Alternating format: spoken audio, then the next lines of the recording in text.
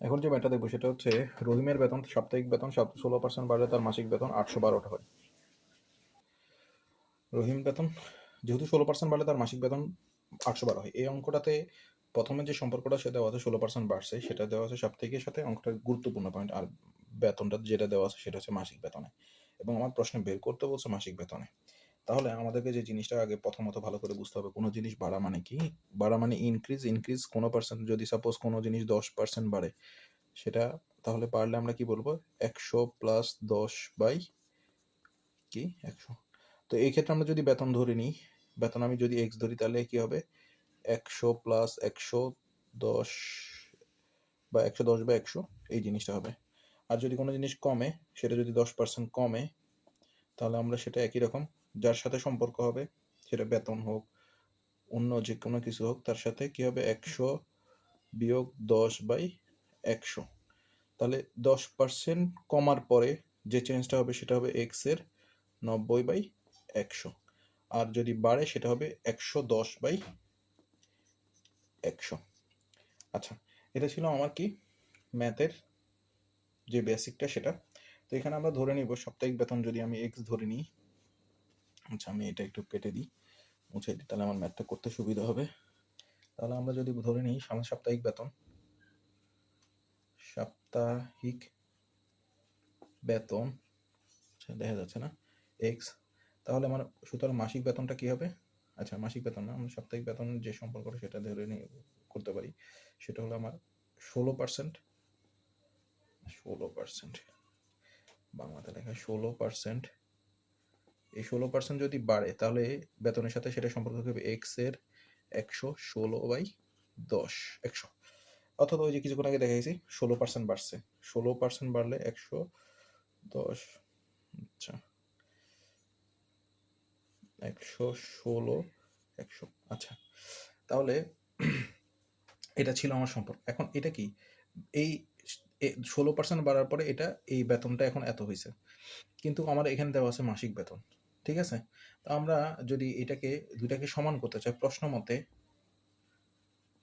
মতে আমরা যদি এটাকে সমান করতে চাই, তাহলে আমার কি করতে হবে?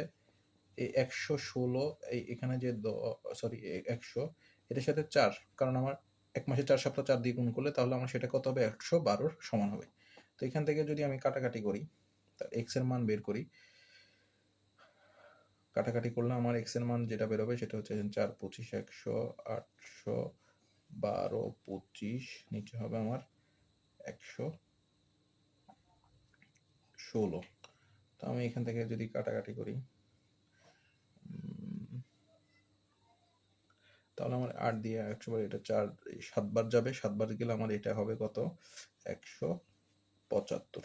তাহলে আমার মাসিক বেতন হচ্ছে 100, সরি, এখান থেকে আমি আমার যে এক্স, আমরা এক্স ধরে নিচ্ছি, সাপ্তাহিক বেতন সেটা হলো 175 হয়। এখন পরবর্তীতে আমার যে সম্পর্কটা দেওয়া আছে সেটা কিভাবে কি করতে বলছে, সেটা বলছে সাপ্তাহিক বেতনের কত পার্সেন্ট বাড়লে 10%, আবার সাপ্তাহিক বেতন। তো আমার সুতরাং আমার সাপ্তাহিক বেতন যেটা হবে সেটা হচ্ছে কত? আমি যদি বলি, আমার সাপ্তাহিক বেতন ছিল 175-এর কত পার্সেন্ট? 10%, 10% মানে 110/100। আচ্ছা, এখন আমার মানে নতুন মাসিক বেতন আমি যদি বেরি, আচ্ছা মাসিক বেতন, আচ্ছা এখন আমি এটা নিচে কিন্তু সাপ্তাহিক, কিন্তু আমার এটাকে যদি মাসিক করতে হলে আবার কত দ্বারা গুণ করতে হবে? 4 দ্বারা গুণ করতে হবে। কেন গুণ করবো? কারণ আমরা জানি যে এক মাসে 4 সপ্তাহ। আর আমরা এখানে যেটা বেরোছে সেটা কত কিসে বেরোইছে? সাপ্তাহিক বেতনে বেরোইছে। তো আমরা এটাকে গুণ করলে যেটা পাবো সেটা হলো কি, যদি কাটাকাটি করি, তাহলে 0 0 কাটলাম, 5 2 10, 3 5 15, 2 25, 35, আর এখানে 2 2 4, আর 22 ইন্টু 35, তাহলে 770 হবে। এটাই আমার আনসার।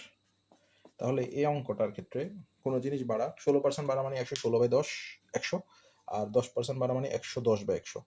তাহলে কোনো জিনিস বাড়ার ক্ষেত্রে আমরা যেটা করব সেটা হচ্ছে যে এইভাবে আমরা ম্যাথটা করলে খুব ছোট বা সহজে আমরা করে ফেলতে পারবো। আর এখানে যে জিনিসটা করা সেটা হচ্ছে সাপ্তাহিক এবং মাসিক বেতনের মধ্যে একটা সম্পর্ক দেওয়া আছে। তাই এই অঙ্কটার এই জিনিসটা সবচেয়ে বেশি গুরুত্বপূর্ণ। আমার সাপ্তাহিক বেতন থেকে মাসিক বেতন সমান করতে আমার 4 দিয়ে গুণ করতে হচ্ছে। আশা করি বুঝাতে পেরেছি অঙ্কটা। ধন্যবাদ সবাইকে।